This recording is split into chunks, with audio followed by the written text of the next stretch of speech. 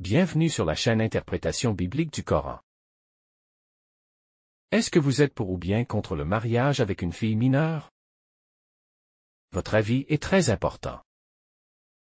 Il importe de poser et de reposer cette question tant que le mariage avec des petites filles n'est pas désapprouvé sur le plan planétaire. En islam, il est dit que le prophète Mohammed avait marié une petite fille de 6 ans et qu'il avait consommé le mariage avec elle quand elle avait atteint l'âge de 9 ans. Il s'agit de la petite fille nommée Aïcha. Elle était la plus jeune femme dans le harem du prophète Mohammed. Rappelons que le harem du prophète avait été constitué de pas moins de 10 femmes, sans compter les concubines ou les esclaves sexuels. La petite fille Aïcha est la fille Abu Bakr as-Siddiq. Étant un croyant très crédule, Abu Bakr as-Siddiq croyait en le prophète Mohammed et il croyait à tout ce que disait le prophète Mohammed. Dans cette logique, Abu Bakr as-Siddiq ne pouvait refuser de donner sa fille de 6 ans en mariage au prophète Mohammed. La raison est simple. Le prophète Mohammed est considéré comme étant le représentant de Dieu sur la terre. Refuser une demande au prophète Mohammed reviendrait à désobéir à Dieu lui-même. Que dit le Coran à cet égard?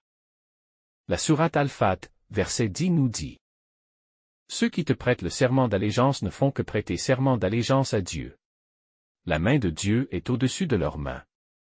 Quiconque viole le serment, ne le viole qu'à son propre détriment. De son côté, la sourate Ahzab, verset 36 ne laisse aucun choix aux croyants devant une décision prise par le prophète. Le verset dit: Il n'appartient pas à un croyant ou une croyante, une fois qu'Allah et son messager ont décidé d'une chose d'avoir encore le choix dans leur façon d'agir. Et quiconque désobéit à Dieu et à son messager, s'est égaré certes, d'un égarement évident. Au vu de ces deux versets et bien d'autres, Abu Bakr as-Siddiq ne pouvait refuser de donner sa fille de 6 ans à son prophète Mohammed.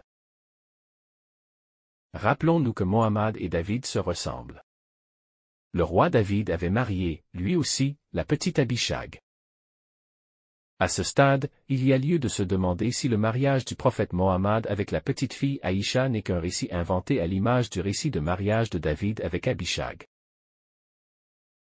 Ne vous étonnez pas les amis.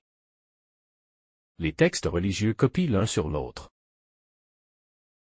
N'oubliez pas que le Coran ne nous a jamais parlé du mariage de Mohammed avec Aïcha. Je vous laisse le temps de réfléchir là-dessus. Nous reprendrons ce sujet une prochaine fois. En attendant, je vous souhaite une très bonne journée.